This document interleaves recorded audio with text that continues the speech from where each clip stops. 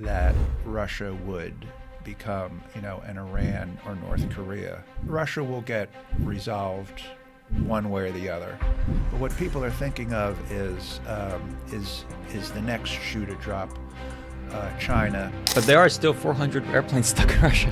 The litigation is playing out as we speak. Mm-hmm. You were saying that actually, there was one case where you could get the aircraft out of Russia. Stewart Herman represents clients in commercial and business aircraft transactions with more than 30 years experience structuring, negotiating, and documenting transactions for aircraft and other asset classes. The aircraft was flying into Mexico City, and the lessor acted very quickly. It's not easy considering it's a Russian operator who doesn't want to... It's actually hard enough to do with a cooperating airline. The AirCap versus AIG is the bellwether case.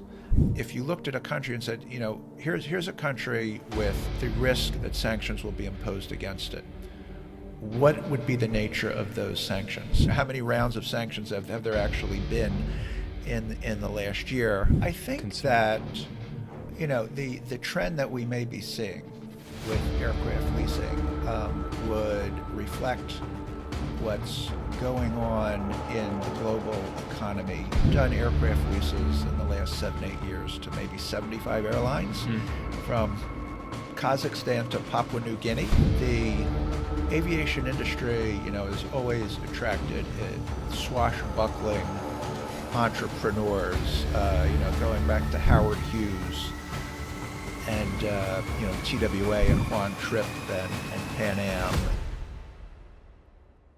Thank you so much, Mr. Herman. It's great to have you here. I mean, I'm in your office, of course, not you. Thank you, Luca. Call me Stewart.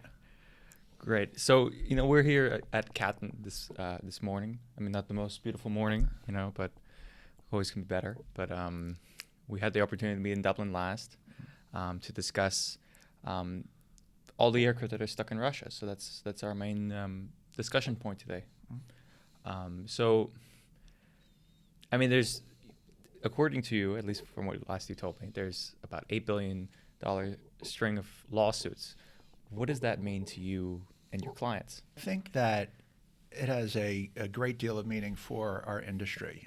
I've been in this practice for over 30 years now, and I've seen bankruptcy cycles, 9/11, recessions, all sorts of exogenous events, all sorts of macro events. This one is quite different, and I think it will have a long-lasting effect on our industry because it was quite unexpected. You'll recall that when Putin went into the Ukraine and the Donbas region and Crimea in 2014 in the Obama administration, the response in terms of sanctions was targeted and more limited and specific. It was qualitatively different from what we've seen this time. Nobody would have predicted the chatter in the industry in the run-up to the invasion a year ago was not that Russia would become, an Iran or North Korea overnight. The aviation industry, let alone global trade, had developed, and Russia had become such an important part of the world economy that it was just really not predicted in aviation or otherwise that Russia would become a global pariah instantly. But that's exactly what we saw. The invasion was February 24th, 2022. And in response, a day later, the European Union, the United States, the United Kingdom, in concert, imposed sanctions on a variety of individuals and industries, but specifically and early on, targeted aviation. And as you know, the EU, and in Ireland, that's where most aircraft leasing companies are for tax reasons, the EU instantly made the leasing of commercial aircraft to Russian airlines with a very short grace period illegal, as well as as insurance on them. So the shock to the industry really can't be overstated. Now, of course, people are dealing with that specifically in Russia, and we'll talk about that. I think the effect on the industry is Russia will get resolved one way or the other, and it won't necessarily come back to where it was before, but eventually, we'll achieve some sort of a steady state. I don't know if we'll have what we had before, but what people are thinking of is the next shoe to drop. China, potentially Taiwan. People are really thinking about that and what the effect that would have on the aviation industry. So I think that has really been kind of the long-term, big picture focus that people are looking at long-term. I guess I'm glad to hear some more positive news. Finally. But there are still 400 airplanes stuck in Russia. Yeah. So, other than the monetary side, what does it mean for the clients who have their airplanes stuck in Russia? Well, everything comes down to money, right? Some aircraft, really on an ad hoc basis, right? Nothing has proceeded in an orderly way since February 24th of last year. And I've personally had clients with aircraft stuck in Russia or Ukraine, also situations where clients have been successful in recovering their aircraft in some cases from those areas. So we've seen the situation play out over the last year in a variety of ways. So the leasing companies immediately sent termination notices with varying effects. There were some situations very early on last February, March, where some aircraft were able to be recovered outside of Russia, again, on a very ad hoc, opportunistic basis. There were, of course, ongoing discussions after the termination notices about the possibility of the return of the aircraft, but the situation in terms of what the Russian government was doing and what the EU, US, and UK were doing was constantly evolving and having to be dealt with in real time. So we saw that, as you know, most aircraft with Russian airlines were registered outside of Russia, typically Ireland or Bermuda. So those jurisdictions canceled the airworthiness certificates that they had issued. The government of Russia made moves to allow the re-registration of aircraft in Russia in the names of the airlines rather than in the names of the lessor owners. And the latest thing to play out, of course, there's been additional sanctions. I'm covering this briefly. The most recent development is concerning the discussions between the leasing companies with stranded aircraft and their insurance companies. The most desirable, I suppose, route to financially becoming whole for a leasing company with a stranded aircraft is to make a claim for a total loss of the aircraft on the grounds that it's essentially lost, it's not coming back, it's tantamount to a physical loss, and recover the agreed value of the aircraft from an insurance company. And so the claims were made. Insurance companies, as you might imagine, took a very different position on whether those aircraft had actually suffered total losses for insurance purposes. And as we saw starting around June of last year with AirCap versus AIG, that was the first case involving the largest number of aircraft.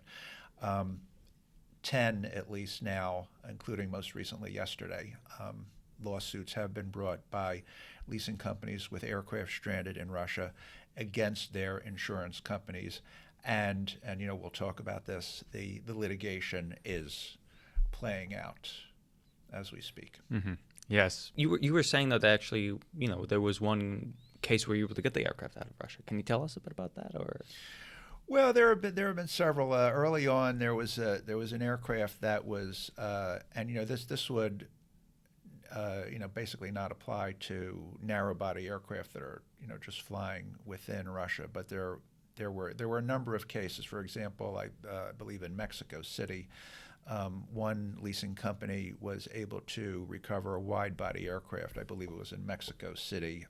That was in the early days of the sanctions. But again, very opportunistic. Because the wagons were circled and the aircraft, and of course airspace was closed off anyway as part of the sanctions regime. So there was a very brief window. There have been some instances, again, this is, according to various reports, of some actual redeliveries. The airlines in Russia are not, it's very interesting. The situation's not uniform.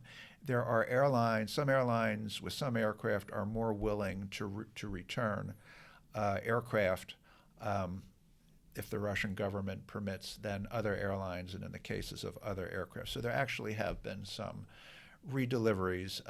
The information on that is, partly it's the rumor mill and reports, but there, again, opportunistically, there have been some seizures of aircraft very early on, and then some redeliveries since then.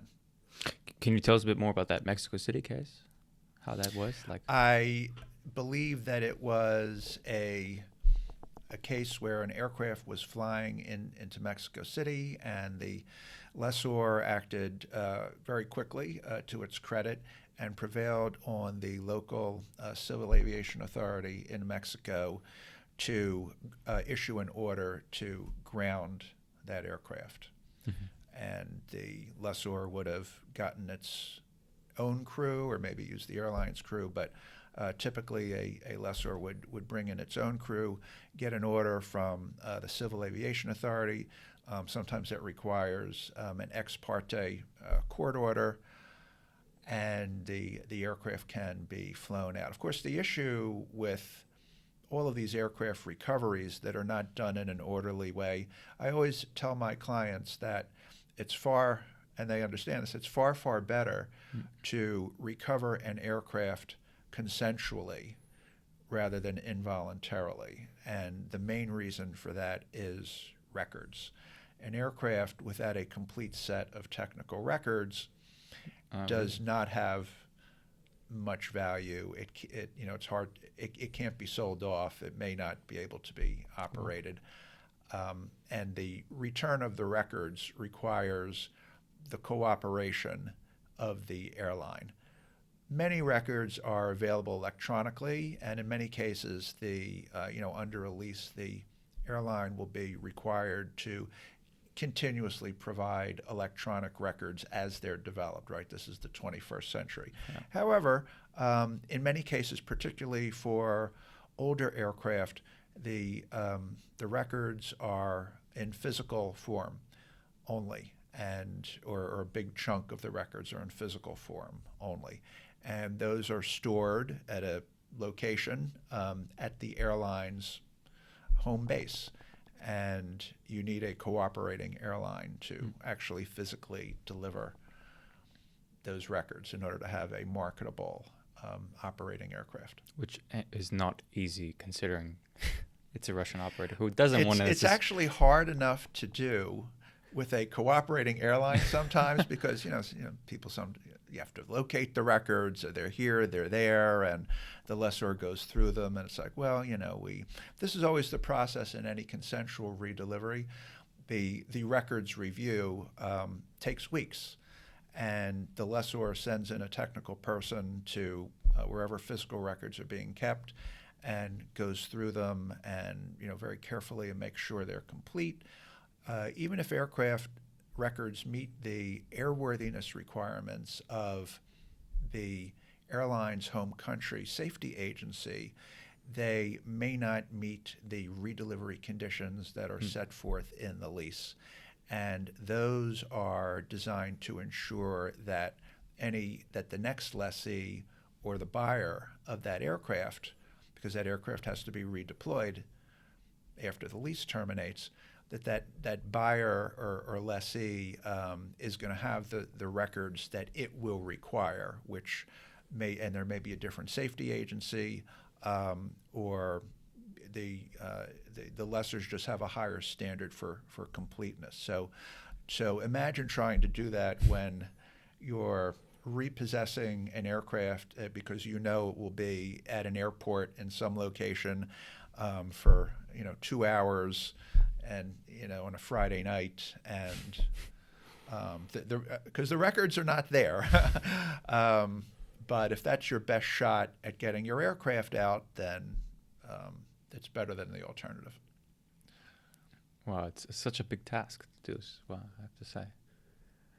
Because I've heard other stories of, never, for example, Aeroflot plane stuck in Sri Lanka, and they didn't bring that up about bringing the records, about trying to locate the records for that. So that's it's interesting ad I have to say. I wasn't expecting that. We were discussing how we were going to come to this. I was reading that a lot of the cases, I've given you multiple cases, so I'm not there yet, but they're being filed in different domiciles, like London, Dublin, and the U.S. Of course, Dublin has the most, but are there any advantages with them being filed in different domiciles? Well, there are a lot of considerations at play. There could be in the insurance documents a requirement for exclusive jurisdiction in a certain venue. It may be where it's easier to get jurisdiction over whatever insurance companies that you're going after. You may be looking for a certain expertise in the court system in insurance litigation. There's no clear pattern there. As you say, Ireland, the UK, and the United States are where the claims have been filed. There's an interesting issue that arises of the transferability. I don't want to get too legalistic or anything, but there's a very active market in hedge funds, and not necessarily having anything to do with aviation.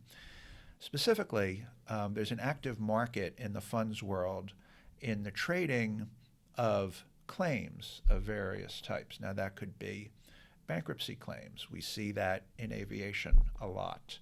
Whenever an airline goes into Chapter 11 in the States, for example, and there's going to be some effect on aircraft leases. The leases are terminated, or the rent is written down, or the return conditions are modified, and that gives rise to a damages claim, which the lessor can file in the bankruptcy, and that claim has a value to it, and the lessor does not necessarily have to wait for a payout in the Chapter 11 on this unsecured claim. It can actually sell the claim, and there are active buyers out there.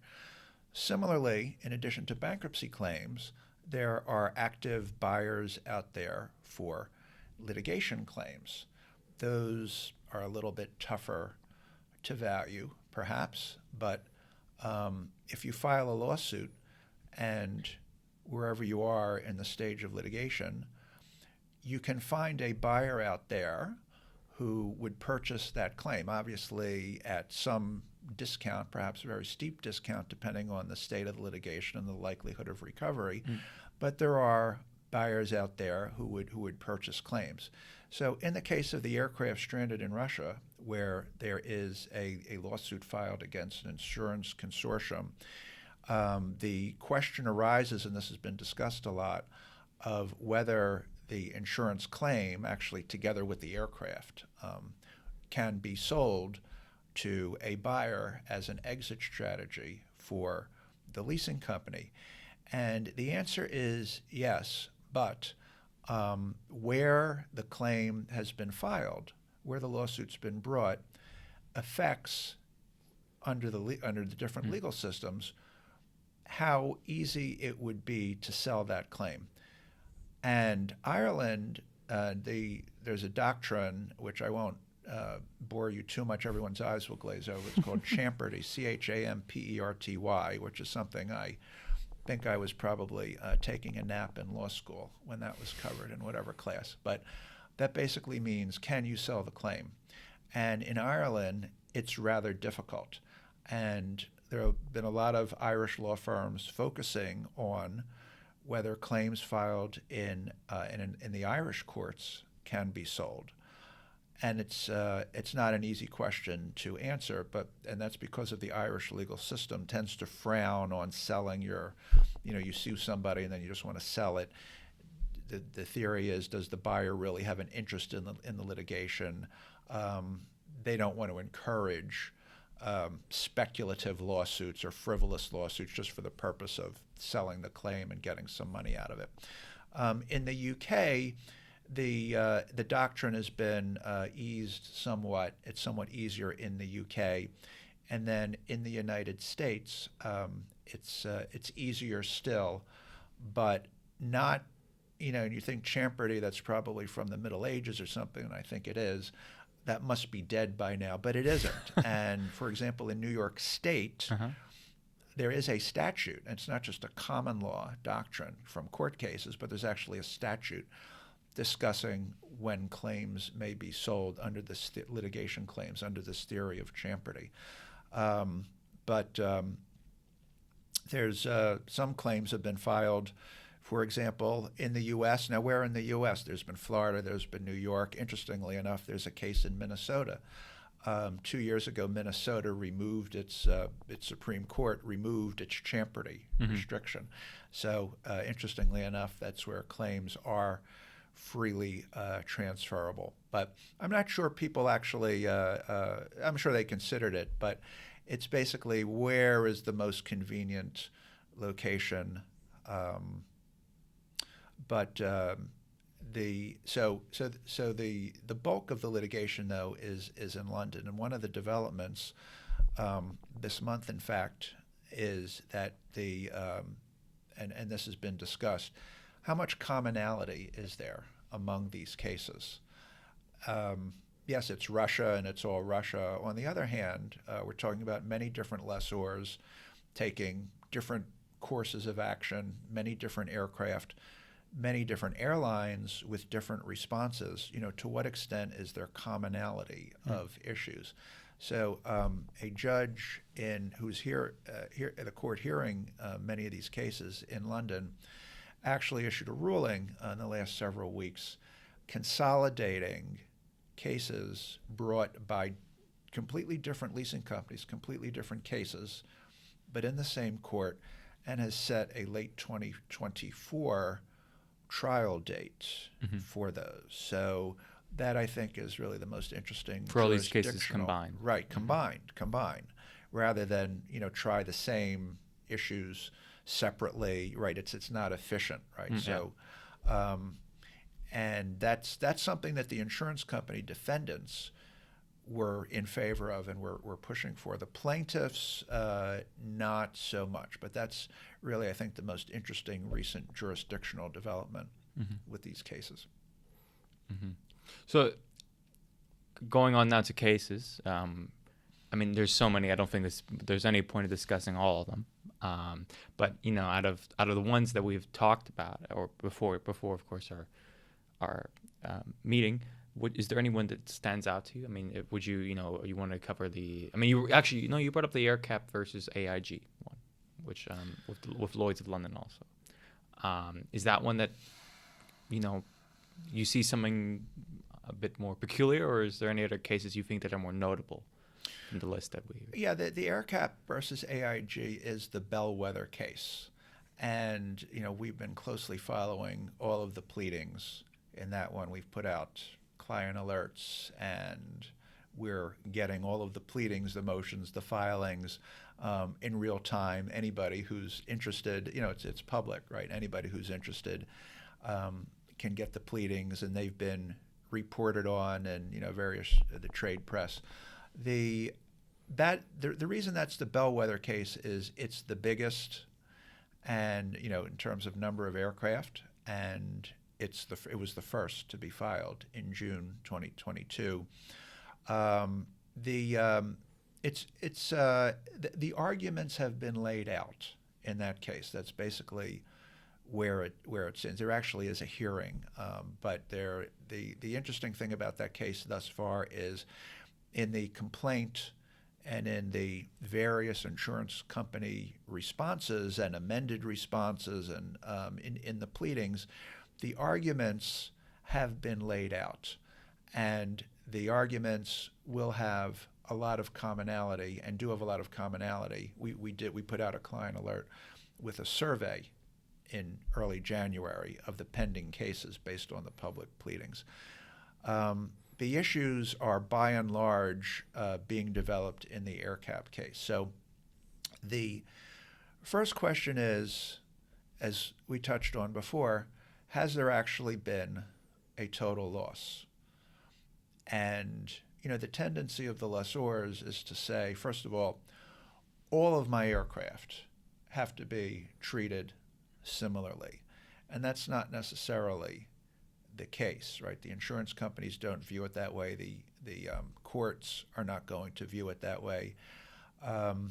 If you have hundreds of aircraft, they are not necessarily similarly situated. And whether there's been a total loss, it's just not clear now, is it? Right? No. You can make the best arguments one way or the other, but it isn't clear. The aircraft have not been destroyed. Caveat, have individual aircraft been cannibalized for parts? Yeah, that's and do true. you know if that's happened or not? Now, that's not going to happen with all the aircraft, but Russia, what happens is that, if airlines are not flying as much for whatever reason, and they have surplus aircraft in their fleet, and they don't especially care about, if they're leased aircraft, they don't especially care about their lessors, and they need parts, and the Russian aviation market is closed off to Boeing and Airbus. You have to get parts from, not your regular suppliers, and maybe you're not flying as much because other countries won't let you in, and you have aircraft that you've had to park, and other aircraft of the same make and model that are flying. But doesn't that and then you don't apply? have parts. Doesn't that then? What do you think? Well, no, you're right. So But guess what? You're not supposed to do it, obviously. But if you think, well, I'm not going to hear from my lessor for a while anyway, you're very tempted to take parts off of and say, well, yeah, okay, well, when the time comes, I'll replace the parts, but for now, I need parts to keep my other aircraft flying. Well, if you do that enough to your aircraft, could that potentially mature? You render it unairworthy, and the parts are gone and forever, and you can't find them, and they'll never be put back on the aircraft. Could that situation mature into an event of loss? Potentially, and that's something physical that's actually happened to your aircraft, right? But putting that aside, the aircraft are there, right? There's been no plane crash. There's been no physical event. The planes are there, they're flying, and we're talking about a political situation, right? Which is not necessarily a permanent political situation. Those aircraft may very well be redelivered someday, or the leases will continue. And we can't predict the future because it means predicting a political situation. So that is the main issue that is in all of these cases. Your aircraft are stranded, but not necessarily permanently. And then the next issue is that the insurance companies have exploited is, well, let's assume for the sake of argument that your aircraft being stranded for however long it's been does constitute a total loss, as you say, leasing company. You have a duty under your policy to make, at least commercially reasonable efforts to recover the aircraft. Let's talk about what you have done, and let's talk about with the court what you have done to attempt to get redelivery of that aircraft. So, what discussions have you had? How cooperative has the airline been? And again, I said some airlines are actually, government approvals permitting, have shown some willingness to re-deliver the aircraft, in fact. So apart from that, other issues that have come up are, in airline insurance, it has three types. And for every aircraft, there's three types of insurance. One is the all risks coverage, which insures the aircraft against loss, as we've been talking about, total or partial, or damage. The other is third-party liability coverage. If the plane does crash and the decedent's estate say that the lessor was negligent in supervising the airline in doing its maintenance, and sues for loss of life and property, then that coverage is there. So the all risk policy is for an agreed value, which approximates, it's at least as much as it is an agreed amount. That's going to cover the value of the aircraft itself. The liability coverage could be for $1 billion or $2 billion, and that's going to protect the lessor against getting sued for damages. And then the third type, which involves the all risk side and the liability, is the war risk coverage, because the first two types of insurance exclude what's called war and allied perils events. It's just a different insurance market. So in every lease, the airline is required to have war risk insurance, both on the all risk side and the liability side, to cover specific war-like events. So that was a big lead up to the insurance company. There's a debate here, and again, it's not quite clear. Are the events that happened in Russia, from the invasion to the sanctions to re-registering aircraft to losing the airworthiness certificate to other actions by the government of Russia, do those events, let's assume they led to a total loss, do those events constitute events that are covered by the normal, regular all risk coverage and liability coverage, or do those events constitute what falls under the war risk policies? And that's being debated because there are separate rules and sanctions issues over whether the insurance companies can pay out. But that, to a large extent, flows from the type of insurance and which policy that the lessor may recover under. Wow, there's a lot to it. So just because we're short on time, I guess we're gonna have to keep the answers a bit short. But that does explain. I really didn't know that there was so much. So that is leading to this discussion now of if it's war or if it's not war in that Correct. regard. So in that regard, then, I mean, what implication does that have on clients and order books, in the likes of China and Taiwan? I mean, is that causing them to, for example, move over to leasing arms such as the ICBC, which is I believe the International Chinese Bank has a leasing unit, I believe now, and I'm not sure if it's growing on it. But what do you think of that? Well, again, this gets back to the big question of what can happen in China, and it's not limited to China. I just did a transaction which actually won an award, by the way. But congratulations! with Ethiopian Airlines. Really?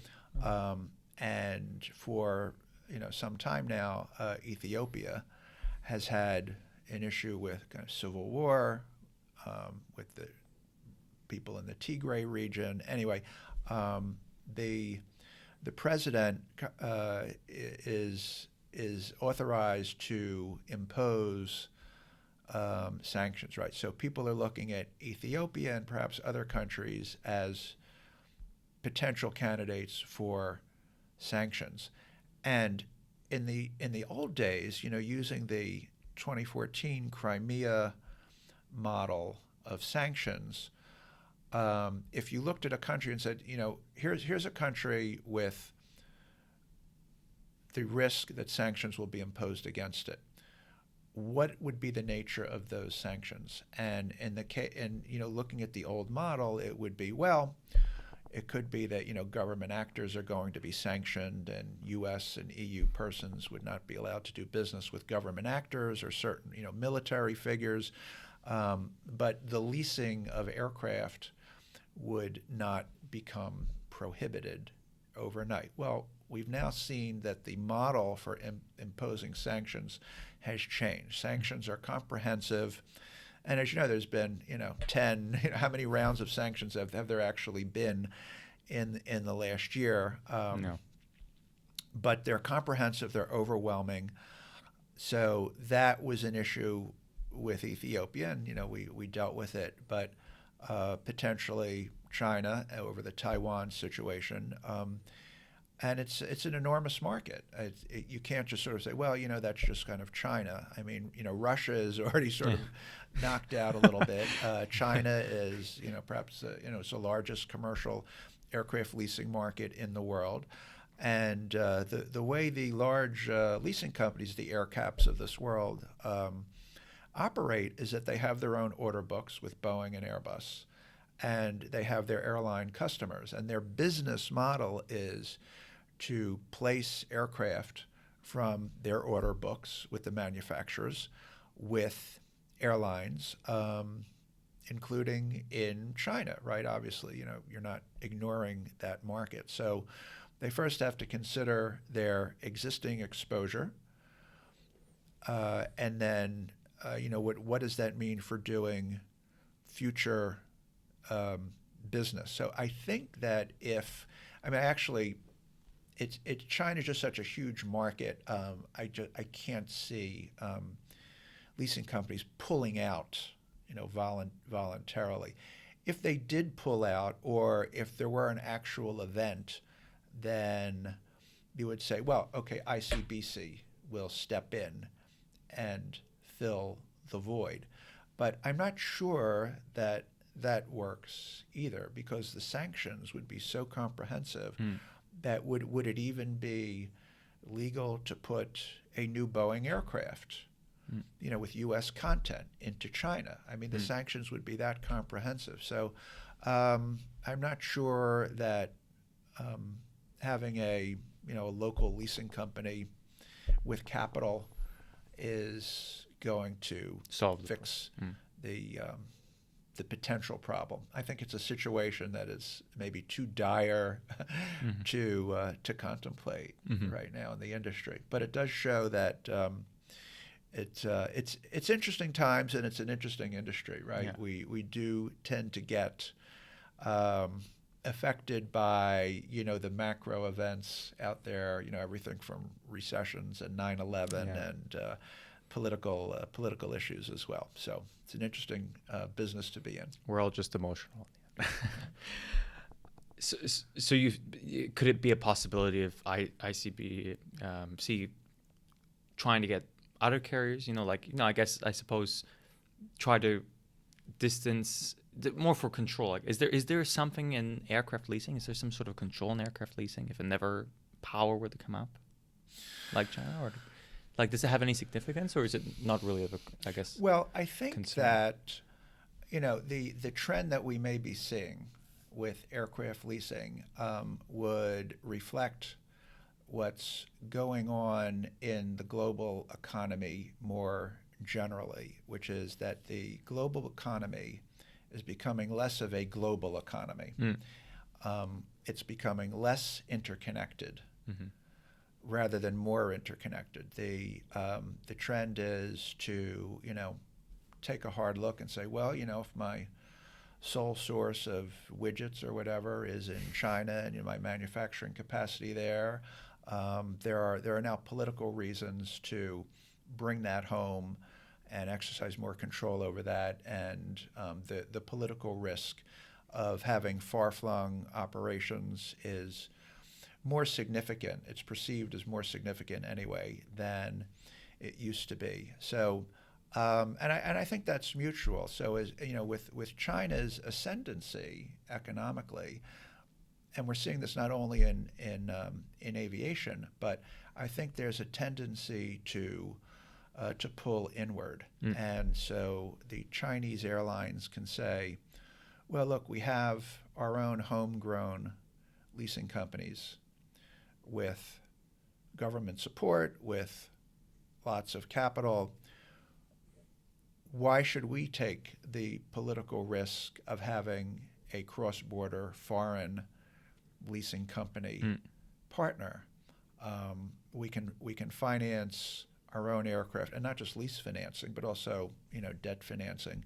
If they say, we have sophisticated, healthy, well-funded capital markets, banks, leasing companies within China, and this is something that the government will push them in the direction of, then maybe we ought to rely more on our Chinese sources of capital and leasing companies. So that I think is a trend, and it's more driven from the Chinese side rather than from the U.S., EU leasing company side. Yeah, okay. So all I can do is always talk about problems in the end. That's what I'm just throwing at you. Is there going to be any effect on jet deliveries? Because 60% of passenger jet deliveries were financed by leasing firms last year, for example. Do you expect any? Well, I think the effect is, obviously on the Russian aviation market specifically. I think that the bigger issues with jet deliveries are delays at the manufacturer level, which is causing disruptions and a renewed interest in many used aircraft types, particularly wide bodies, which even just before the pandemic were not looked on favorably, just because airlines had these order books for A350s and 787s, and they knew pretty much when they were coming in, and that was the plan for the fleet. But with disruptions to deliveries, schedules, supply chain issues, and so on and so forth, there's renewed interest in aircraft that have been parked, leases getting renewed where the aircraft was going to be redelivered to the leasing company because the new aircraft are not coming online and being made available to the airlines at the schedules that they thought. So I think that there is an eagerness to get the aircraft delivered, get them placed. I don't really see people putting a brake on their plans for new aircraft because of political risk. According to Reuters' Mark Wasden of Moody's Investor Service, he said, I think leaser business models disproportionately expose them to weaker areas. That's just a function of the model. That's where they get their yields. Do you agree with such a statement from your experience? Well, that's very correct. So the way the aircraft leasing market works is that the top tier airlines, domestically and abroad, will use lease financing opportunistically to, for example, some airlines are are well known to do shorter term operating leases, sort of say 6 years, which is somewhat shorter than the norm, knowing that they can give that aircraft back in 6 years and get the next best technology, and it's so it's really only a 6-year cycle that the latest technology stays in its fleet, and then the aircraft will go to another airline. Also, top tier credits can use sale leasebacks, which basically it's a financing technique, with an actual lease, but a financing technique. Although there are finance leases that are not true leases, but it's the use of a lease to finance new aircraft for top tier airlines, essentially. That's one segment of the leasing market. What you're referring to there is basically essentially the majority of the aircraft leasing market and what leasing companies do. The majority of airlines in the world are not top tier credit, and they don't have access to the capital markets, maybe even the bank markets. It's difficult for them to finance new aircraft on their own. They rely on the aircraft leasing companies to provide them new, or in many cases not so new, aircraft, and it's an easier credit decision for an operating lease, particularly with a used aircraft, than it would be to finance a new aircraft. So, and if you're a leasing company and that's your business model, I mean, I've done aircraft leases in the last 7-8 years to maybe 75 airlines, from Kazakhstan to Papua New Guinea, literally, and including many startups. Startups don't have access to brand new aircraft, nor do they want to pay the rent for a brand new aircraft. The leasing companies are their only option, and conversely, those types of airlines, and again, that's perfectly respectable. There's nothing wrong with them, but just not necessarily top tier credit airlines, and even airlines that are top tier credit. There may be considerations there, but for the leasing companies, that's their business model. They provide aircraft to the vast majority of airlines out there, and as Mark there said, that's their business. If they can't turn on a dime and say, well, now all of a sudden that's too risky. Of course, if you're talking about country risk and political risk, it takes a back seat to commercial risk, right? What's far more important to the leasing companies is, will that airline does it have a viable business model? What does its balance sheet look like? Does it have cash flow? Will it become insolvent? Will it go into bankruptcy protection? Will it liquidate? That is really top of mind rather than the country-specific political risk. Okay, so you see that a lot of startups, obviously. Well, that's the cycle. That's the cycle. The business cycle is things are going fine. Airlines are doing very well, and then there's a recession or an exogenous event or a 9/11, God forbid, and that causes a recession, at least in the industry, and airlines, come under distress. They return aircraft. They become insolvent. The aircraft get parked in the desert. They can't necessarily be placed with another airline all that quickly. They can become candidates for freighter conversions or part outs prematurely, or they just sit parked without earning any revenue. So an aircraft that's not earning any revenue is a less valuable aircraft than one that is earning revenue. So now at that point, there are opportunities, both on the owner side and the airline side. The aviation industry, has always attracted swashbuckling entrepreneurs, going back to Howard Hughes and, TWA and Juan Trippe and Pan Am, and really all over the world you see a person with a vision for an airline. And the way to do that in an efficient way is to acquire aircraft on lease that have just been parked and they're perfectly serviceable and maybe not the shiniest, brightest, but they're perfectly serviceable aircraft, particularly for a startup airline.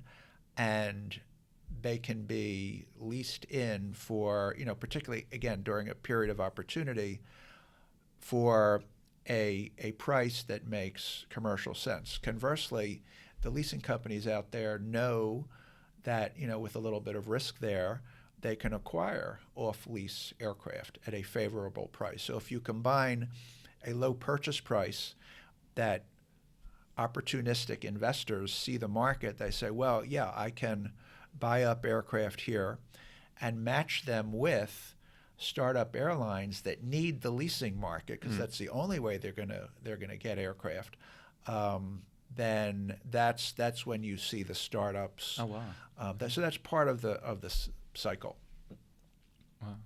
So what's other than startups and I guess countries like Papua New Guinea or who knows, the Congo, what's the most entrepreneurial odd story you have from your years of all these traveling to all these countries and 75 airlines?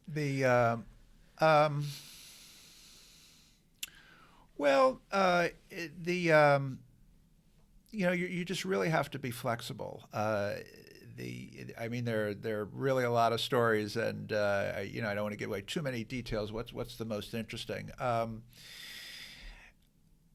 There are just always situations where airlines may be in distress or they're trying to control their cash flow, and they're just and every leasing company has had this. You have stories where it's quite the struggle to collect rent and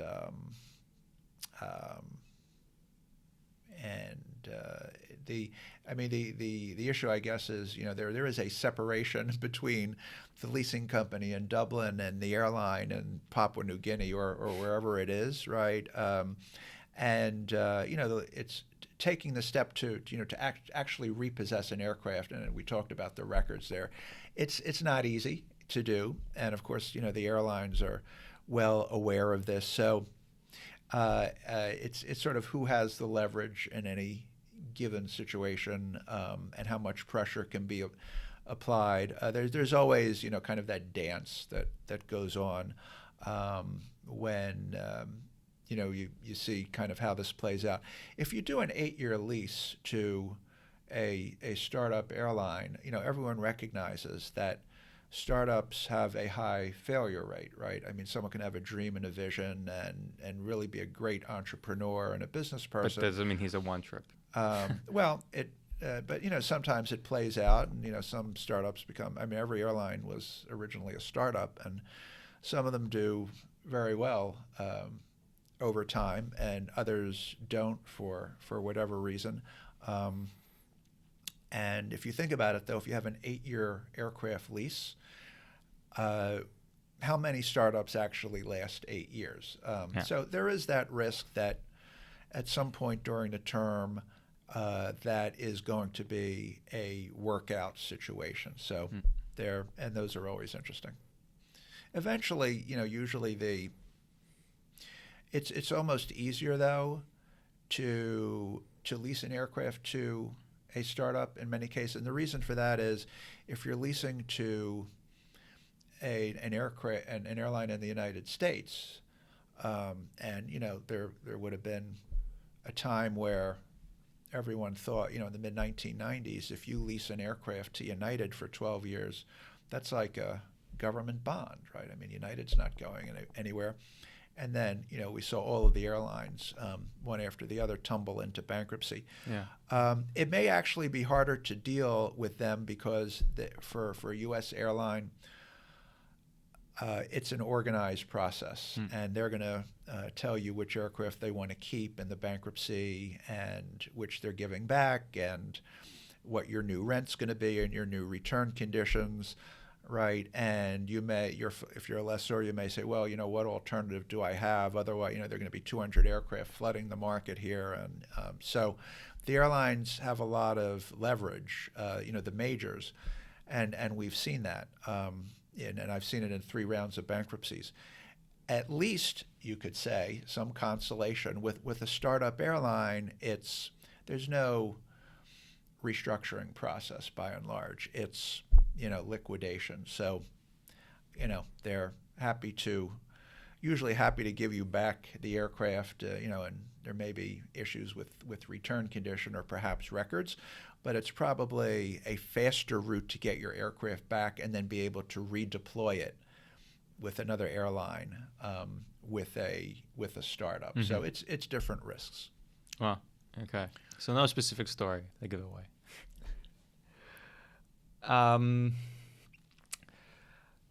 Brokers in London from Holland Knight, I guess one of your competitors, stated that if a carrier from the Middle East or in Asia want to fly to Russia and Belarus, one of Russia's allies, they can do so at an extra premium on a base by case scenario. What has been the reaction that you've seen from Middle Eastern and Asian carriers to this? Well, there still is a thriving market for flights from the Middle East to Russia, and in fact, Dubai in particular is enjoying something of a boom with Russian expats who are actually able to fly there. As long as the insurance is available, obviously there are restrictions, and the Middle East, India, have not necessarily fallen in line with the U.S., U.K., and EU. So there are markets, and I think that's really what is driving it. As long as you have to be very careful of if it's an EU-owned aircraft. Now, obviously, it would not be in the fleet of a Russian airline, but the sanctions are so comprehensive that any aircraft leasing company and they will have done this, would have to have looked very carefully at an aircraft that is in its fleet that's flying into Russia. It's not necessarily prohibited, but it's something that has to be vetted. The insurance has to be there. Mm-hmm. An aircraft lease will have extensive covenants, events of default that are intended to protect the lessor from legal risk, from risk of loss of the aircraft, and to make sure the aircraft is being properly maintained, serviced, and insured. So, but there is a market out there for that now. Mm-hmm. So have you seen? I guess, is that something that has come up? Is that? Do you think there's an opportunity for, I guess, these carriers to expand into those markets because of the lack of service, and other foreign carriers in those markets? Well, I think it is what it is for right now. I think the carriers that have been able to exploit that have done so. I continue to believe, we hope that the Russia situation is not static. So you don't believe? You think it's really temporary? It's a really temporary situation? Well, it's evolving. Mm-hmm. It's evolving. I personally have a hard time thinking that for any country, the political situation today will extend indefinitely. I mean, there is not necessarily any end in sight right now to the war, but it won't continue forever. It will evolve. It will change, and as it changes, the aviation market will react to it. So we really have to see, does Russia remain a closed aviation market indefinitely? I don't think so. It's always been the case with war. Look at Japan and Nazi Germany in World War II, right?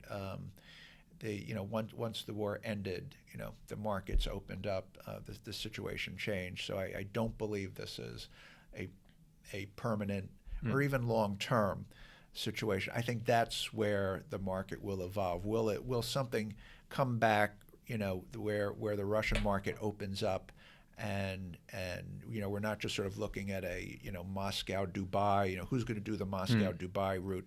I wouldn't do long-term planning thinking, it's just going to be Moscow Dubai. I think the long-term planning is, how is this going to open up again? I guess moving now from Russia to Europe, the one of the Europe's new sanctions has to do with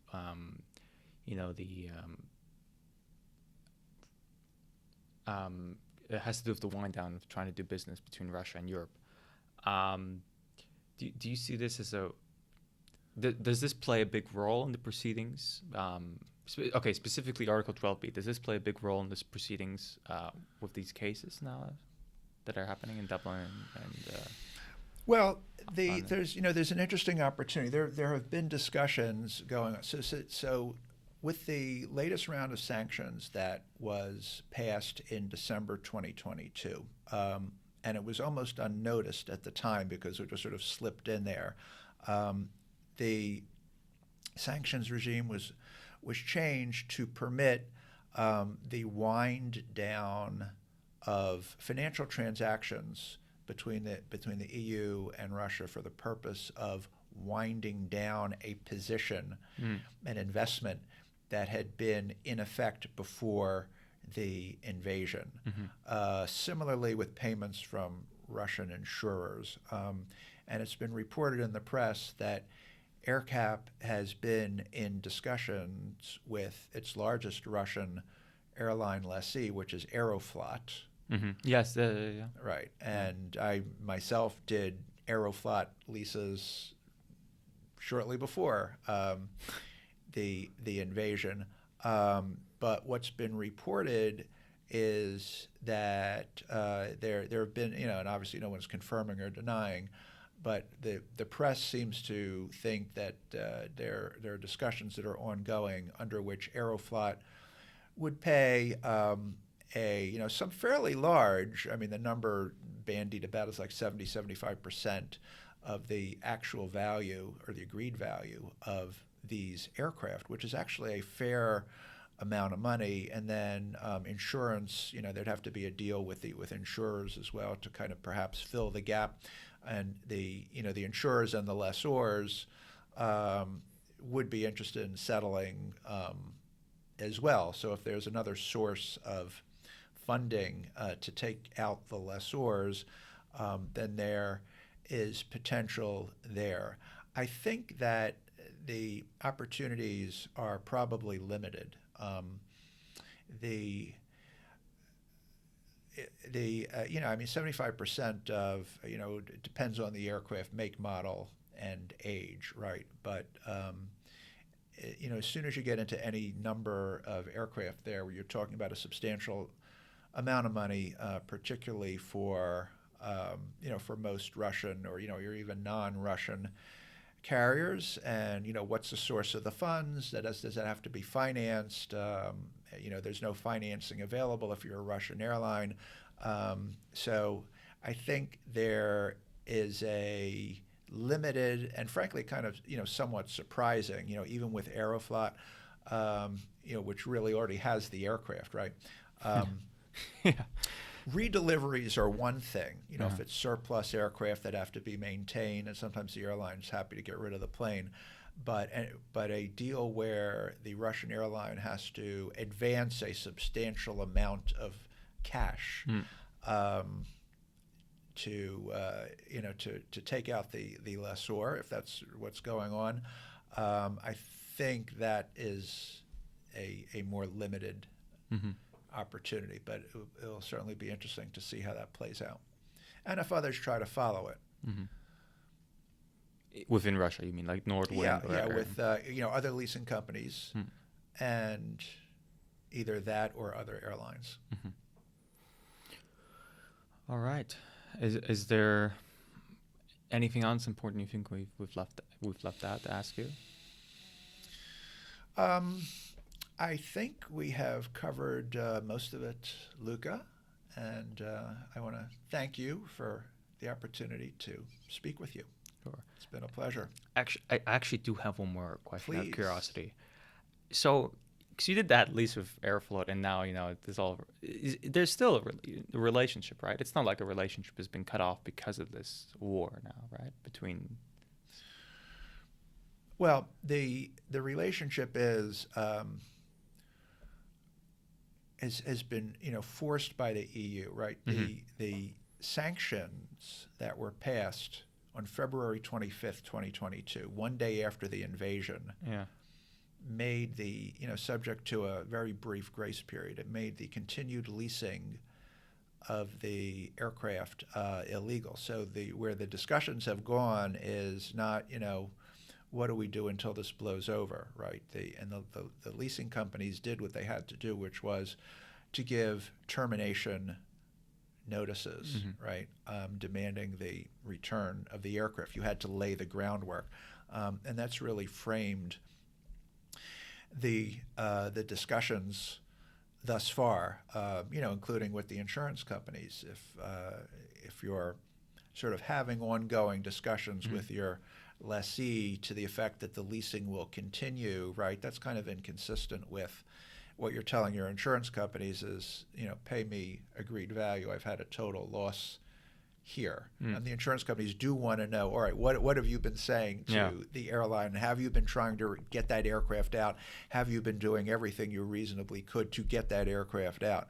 So that has channeled the discussions thus far. But again, it's been a full year, right? And the political situation could change. It could change relatively soon and change the status of the aircraft in Russia. And I think people are, if they're not talking about it publicly, because publicly it's total loss, total loss, total loss, I think in the back of their minds, they're thinking of, all right, well, where are we 1 year from today? What will the market look like and the political situation? And it could be far different. Huh. Okay, so that's lightning. That there's still some. It's not like as if I guess the media overplays it, and in truth, there's still always relationships that happen in times of crisis. So that's very enlightening to hear that. And well, the relationships are there. The leasing companies very much treasure their customer relationships, as they should. That's how they make their money. That's their business model. That does not necessarily exclude Russian airlines. And I don't think leasing companies are intending to permanently write off the Russia market. So one way or the other, they want to keep lines of communication open, to prepare for the possibility that, again, the political situation does change and some accommodation is reached, either to return aircraft or for the continued leasing of aircraft or something. So keeping that relationship with what had been a treasured customer until February of last year, exactly, that is important. All right, I would say that's a great ending. I have to say that's Okay. a great positive note to end on. Okay. Very unexpected, at least from what I was expecting when I came walking in. Oh, okay. Well, good. Well, thank you again, Luca. Pleasure to speak with you. Thanks for giving me the opportunity. Of course, and thank you so much, Stewart. Appreciate it. Okay. Thank you.